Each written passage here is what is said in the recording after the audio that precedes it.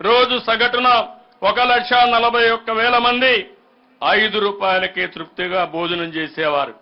అలాంటి అన్నా క్యాంటీన్లపై కక్ష సాధించి నిర్దాక్షిణ్యంగా తొలగించి ప్రజలకు తీరని ద్రోహం చేసింది గత ప్రభుత్వం.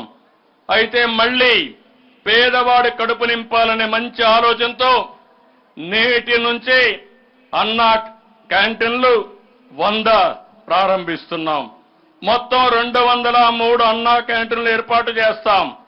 గిరిజన ప్రాంతాల్లోని అన్ని మండల కేంద్రాల్లో అన్నా క్యాంటీన్లు ఏర్పాటు చేస్తామని ఈ సందర్భంగా ప్రకటిస్తున్నాం. ఈ అన్నదాన కార్యక్రమంలో ప్రజలు కూడా భాగస్వాములు కావాలని కోరుకుంటున్నాను. నలుగురికి అన్నం పెట్టే కార్యక్రమంలో విరాళాలు ఇచ్చి ఆ మంచిలో మీరు భాగస్వాములు కావాలని ఈ సందర్భంగా పిలిపిస్తున్నాను.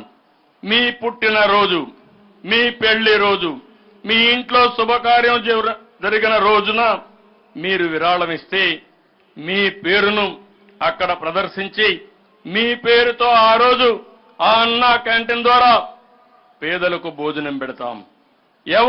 ఎవరు ఎంత విరాళం ఇచ్చారనే దానికంటే ప్రజల్లో ఒక స్ఫూర్తి తీసుకొచ్చేందుకు ఈ పిలుపునిస్తున్నాను. ప్రజల భాగస్వామ్యంతో ఎల్లకాలం కొనసాగేలా ఈ కార్యక్రమాన్ని రూపొందిస్తున్నాం.